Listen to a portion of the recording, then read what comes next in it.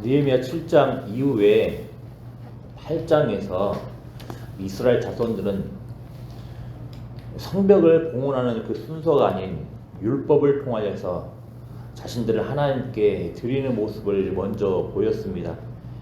초막절 준수도 이때 이루어진 겁니다. 그리고 나서 이제 오늘 본문에도 율법을 듣고 초막절을 지켰던 백성들의 반응이 나옵니다. 그 이후에는 언약을 하나님께 기도하는 모습이 나오고 9장 이제 하반절에 이스라엘 자손들이 언약을 다시 세우는, 그래서 기록하는 모습들로 연결되게 됩니다. 그래서 오늘 본문에서는 성벽 봉헌 전에 율법 앞에서 하나님의 언약 백성들이 갖게 되는 중요한 모습이 무엇인지 언급되는 겁니다. 율법을 듣고 보고 율법에 따라 초막절 절기를 지켰던 이스라엘 자손들의 반응은 무엇입니까?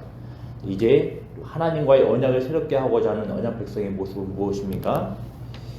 이제 바로 성벽을 봉헌하는 순서가 아니라 언약을 통하여서 자신들을 새롭게 하고 나서 이제 성벽 봉헌을 향해 나아가는 기도를 앞두고서 이런 모습을 보인다라는 것은 언약 백성의 모습이 무엇인지를, 중요한 모습이 무엇인지를 가르쳐 주는 겁니다.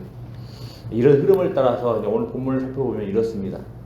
먼저 1절에서는 그달 스물 나흘 날에 이스라엘 자손들이 모였다고 하는데, 여기서 그달 스물 나흘 날은 일곱째 달, 나팔절 초막절을 지킨 후의 날, 평범한 일상의 날입니다. 그런데 이스라엘 자손들은 이때 죄를 잡아가는 모습을 보였다고 이야기를 합니다. 그래서 1절에 금식하며 붉은 베옷을 입고 티끌을 무릅쓰며, 이 표현은 죄를 잡아가는 모습과 연관되는 표현입니다. 이제 언약 백성으로서 또 율법을 또 실천하는 모습을 보이게 됩니다. 즉 모든 이방 사람들과 절교를 하고 자기의 죄와 조상들의 허물을 자복했다고 합니다. 그러면서 하루 중 3시간, 곧 낮 4분의 1은 죄를 자복을 하고 하나님께 경배하였는데, 이때도 마찬가지로 앞선 모임들에서와 같이 율법을 낭독하였다고 합니다. 그리고 이 레위 사람들은 이 과정들에서 이스라엘 자손들의 기도와 찬양을 돕는 역할들을 하고 있음을 보게 됩니다. 이상과 같은 내용들을 고려했을 때 하나님의 언약 백성들이 하나님께 자신을 드릴 때 나타나는 모습이 무엇인지 배울 수가 있는 겁니다. 일단 우리들이 들었던 그 내용, 바로 단순한 내용입니다. 바로 죄를 잡아가는 내용입니다. 그리고 역시 죄의 자복을 이끄는 것은 다름 아닌 율법입니다. 우리식으로 이야기하면 하나님의 말씀입니다. 그래서 3절에 낮 4분의 1은 율법책을 낭독하였다고 하는 겁니다. 그리고 이 율법은 하나님과 하나님 백성 사이에 기본적으로 언약 내용을 보여주는 것입니다. 고대 배경을 고려를 하면 왕이신 하나님께서 가장 약하고 힘이 없는 자들을 백성으로 부르시고 그리고 언약을 맺으셨습니다. 근데 그 목적이 무엇이겠습니까? 복 주시고자 하시기 위함입니다. 그리고 이 복을 이들을 통하여서 많은 사람들에게 전하고자 하기 위함입니다. 수많은 율법들은 바로 하나님께서 이 하나님 언약 백성에게 복과 은혜를 주시기 위해 주신 가르침인 겁니다. 그렇지만 이스라엘 백성들은 수없이 언약을 깨뜨렸고 마침내 이 언약의 내용에 따라서 하나님께서 이들을 이방인들의 손에 넘기셨습니다. 그렇지만 하나님께서는 동일하게 언약을 따라서 자신의 백성들이 하나님을 기억을 하고 하나님께 기도하였을 때 이들을 다시 예루살렘으로 돌아오게 하셨던 겁니다. 그 자들이 바로 오늘 본문에 나온 자들입니다. 이제 돌아온 백성들이 성전과 성벽을 재건을 하고 율법을 들었을 때 자신들의 죄악이, 조상들의 죄악이 얼마나 심각하고 얼마나 큰 것이었는지를 깨닫게 된 겁니다. 따라서 이들의 반응은 다름 아닌 자복인 겁니다. 그렇지만 자복으로만 끝나지 않는 것은 이렇게 허물 많고 큰 죄를 지었던 정말 구제불능의 이스라엘 자손들을 하나님께서 그 언약을 기억하시고 이들을 다시 예루살렘 쪽으로 돌아오게 하셨고, 여러 가지 어려움과 힘든 가운데서 우리 이들의 연약함에도 불구하고 성벽 재건까지 이끄시고 이토록 인도해 오셨던 겁니다. 그렇게 하나님의 은혜가 이렇게 정말로 크고 기뻤던 겁니다. 그래서 자복으로만 끝나지 않았던 겁니다. 그러니 하나님을 향하여서 경배와 송축으로 나아가는 겁니다. 또 이 과정에서 실제적인 자복의 표현을 하는데 모두 이방 사람들과 절교를 하는 모습을 보이는 겁니다. 우리는 하나님의 언약 백성입니다. 예수님의 피와 살로 새 언약 백성된 자들입니다.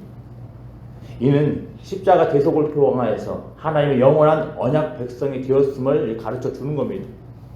그렇지만 이 새 언약은 하나님 백성의 영원한 신분을 확고하게 보장해 주기도 하지만 동시에 언약에 따라서 우리는 말씀, 특히 언약을 요약하는 사랑의 계명에 늘 우리를 비추며 살도록 요청을 받는 겁니다. 말씀에 따라서 살아가며 정직하게 반응하며 살아가는 모습이 나오기 마련이라는 겁니다. 늘상 우리는 자복의 모습을 보이며 살아갈 수밖에 없다라는 겁니다. 그러므로 자복은 언약 백성에게 있어서 필수적으로 나타나는 모습입니다. 달리 말하면 자복의 모습이 나타나지 않고 있다면 이 사람은 뭔가 영적으로 하나님과 관계가 문제가 있음을 보여주는 것이라 할 수 있는 겁니다. 우리의 신앙을 돌아보고 점검을 해야 되겠습니다. 혹여 무뎌져 있지는 않는지, 하나님의 은혜와 죄 용서를 너무나 당연시 여기고 있지는 않는지, 하나님이 결코 흔들리지 않는 새 언약 하에서 우리들의 죄악을 자복하며 성화의 과정 가운데 게을리하지 않길 바랍니다. 정당하고 적절한 자복의 모습들은 우리를 경배와 송축으로 이끌어가는 것을 기억을 하면서 하나님 앞에서 정직한 모습을 날마다 보여가는 은혜가 있길 바랍니다. 특히 우리가 이런 마음을 갖도록 이끌고 자극하는 것은 무엇이겠습니까? 계속해서 언급됩니다. 8장부터 바로 율법입니다. 하나님의 말씀입니다. 말씀을 가까이 할 때, 말씀에 비추일 때 우리의 모습들이 비추게 되는 것이며, 우리의 정직한 모습이 나타나는 것이며, 정직한 모습을 하나님께 가지고 나아갈 때 하나님께서 이 모든 것들을 깨끗게 하시고 하나님을 향하여서 경배하고 통축할 수 있도록 우리를 인도하시는 겁니다. 늘상 하나님의 말씀을 가까이 하면서 늘 하나님 앞에 정직하게 하는 복된 은혜가 있기를 기도합니다. 자복한다는 것은 우리에게 부담이나 아픔을 주는 것으로 끝나지 않고 반드시 경배와 송축으로 나아가는 은혜의 과정이라는 것을 기억을 하며 하나님의 백성에게 주어진, 언약 백성에게 주어진 이 특권의 자리 결국 무시하는 모습이 없기를 간절히 원하고 기도합니다. 기도하겠습니다. 아버지 하나님 감사합니다. 하나님의 언약 백성으로 살아갈 수 있도록 은혜 주심에 감사를 드립니다. 무엇보다도 예수 그리스도의 십자가의 은혜로 새 언약 백성으로서 결코 꺾어지지 않고 변화되지 않을 하나님의 영원한 자녀라는 신분을 가지고 살아갈 수 있도록 은혜 주심에 감사를 드립니다. 하오나 아버지 하나님, 혹이라도 하나님의 영원한 자녀라는 그 사실들 앞에서, 하나님의 영원한 언약 백성이라는 그 사실들 앞에서 우리가 하나님의 말씀 앞에서 우리 자신들을 정직하는데 소홀히 하며 우리를 말씀에 비추어며 살아가는데 소홀히 하지 않는지 돌아보게 됩니다.